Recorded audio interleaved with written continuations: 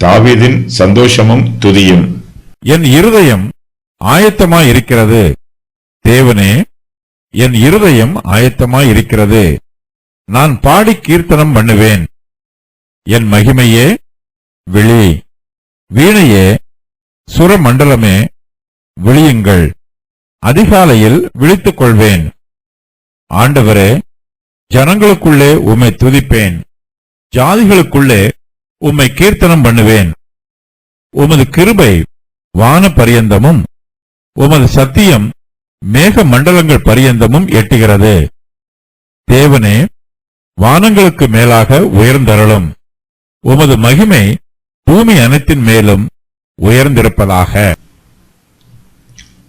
என் இருதயம் ஆயத்தமாய் இருக்கிறது. என் இருதயம் ஆயத்தமாய் இருக்கிறது.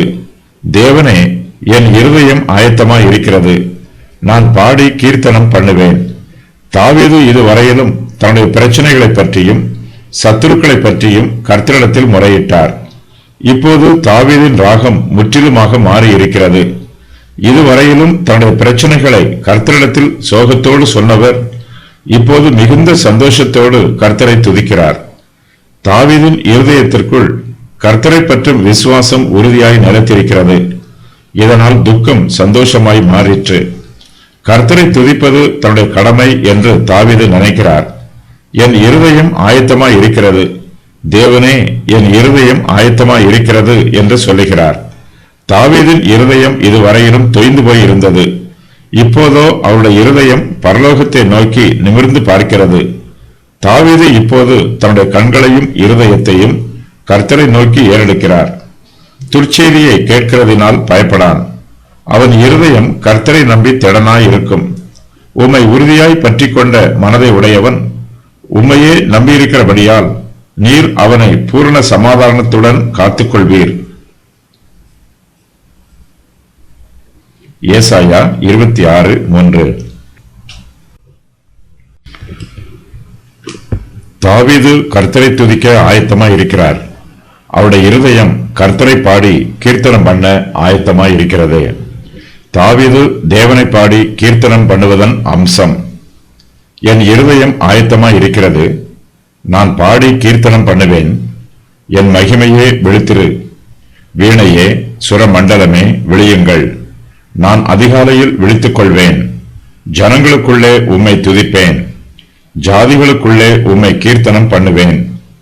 என் மகிமையே விழி, என் மகிமையே விழி, வீணையே சுரமண்டலமே விழியுங்கள். அதிகாலையில் விழித்துக் கொள்வேன்.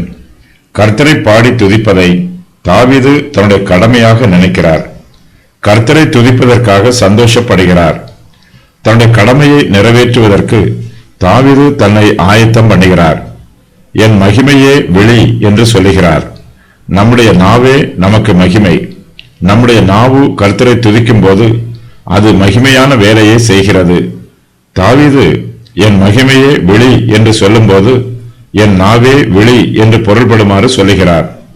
நம்முடைய நாவு விழிப்பதற்கு முன்பாக நம்முடைய ஆத்மா விழிக்க வேண்டும். ஆத்மா விழிப்போடு இருந்தால்தான் கர்த்தருடைய சமூகத்தில் நம்மால் பயபக்தியோடு வர முடியும். கர்த்தரை உற்சாகமாய் துதிக்க முடியும். கர்த்தருடைய வார்த்தைகளையும் வாக்குத்தத்தங்களையும் முழு மனதோடு தியானிக்க முடியும். சோம்பல் உள்ள ஆத்மா தூக்கத்தோடு கர்த்தரை தியானிக்கும். கர்த்தருடைய சமூகத்தில் நாம் விழித்திருக்க வேண்டும். தூக்க கலக்கத்தில் ஏறெடுக்கிற ஜெபங்களும் ஸ்தோத்திர பலிகளும் கர்த்தருடைய சமூகத்தில் அங்கீகரிக்கப்பட மாட்டாது. தாவீது தன்னுடைய நாவையும் ஆத்மாவையும் விழித்திருக்குமாறு சொல்லிவிட்டு தன்னுடைய இசை கருவிகளையும் விழித்திருக்குமாறு சொல்லுகிறார். வீணையே சுரமண்டலமே விழியுங்கள் என்று சொல்லுகிறார். தாவீது அதிகாலையில் விழித்துக் கொள்வதாக சொல்லுகிறார். அதிகாலையிலேயே கர்த்தரை தேடுகிறவர்கள் அவரை கண்டடைவார்கள். ஆண்டவரே, ஜனங்களுக்குள்ளே உம்மை துதிப்பேன். ஆண்டவரே, ஜனங்களுக்குள்ளே உம்மை துதிப்பேன். ஜாதிகளுக்குள்ளே உம்மை கீர்த்தனம் பண்ணுவேன். தாவீது கர்த்தரை துதிப்பதை தன்னுடைய சிலாக்கியமாக கருதுகிறார். கர்த்தரை துதிப்பதற்காக சந்தோஷப்படுகிறார். கர்த்தரை துதிப்பது பற்றி சொல்லும்போது ஜனங்களுக்குள்ளே உம்மை துதிப்பேன் என்றும் ஜாதிகளுக்குள்ளே உம்மை கீர்த்தனம் பண்ணுவேன் என்றும் சொல்லுகிறார். தாவீது கர்த்தரை ரகசியமாகவோ யாருக்கும் தெரியாமல் ஒளிந்து கொண்டோ துதிக்கவில்லை. தான் கர்த்தரை துதிப்பது எல்லா ஜனங்களுக்கும் எல்லா ஜாதிகளுக்கும் முழு உலகத்திற்கும் தெரிந்திருக்க வேண்டும் என்று விரும்புகிறார். தாவீது கர்த்தரை துதிக்கும் போது முழு உலகமும் தன்னோடு சேர்ந்து கர்த்தரை பரிசுத்தமாய் ஸ்தோத்திரம் பண்ண வேண்டும் என்று ஆசைப்படுகிறார். கர்த்தருடைய நன்மையை நினைத்து துதிப்பதற்கு இந்த முழு உலகமும் கடமைப்பட்டிருக்கிறது. தாவீது கர்த்தரை துதிக்கும் போது மற்றவர்களும் தன்னோடு சேர்ந்து கர்த்தரை துதிக்க வேண்டும் என்று விரும்புகிறார். இதற்காகவே அவர் ஜனங்களுக்குள்ளே கர்த்தரை துதிக்கிறார். தாவீதின் சங்கீதங்கள் எல்லாம் எல்லா சபைகளிலும் பாடப்படுகிறது. எல்லா தேசங்களிலும் எல்லா ஜாதியாரிடத்திலும் தாவீதின் சங்கீதங்கள் பிரபல்யமாய் இருக்கிறது. கர்த்தருடைய வருகை வரும் வரையிலும் தாவீதின் சங்கீதங்கள் சபைகளில் பாடப்படும். கர்த்தரை துதித்து தாவீது பாடும் பாடல்களும் பாடல்களில் உள்ள வார்த்தைகளும் பரிசுத்தமானது.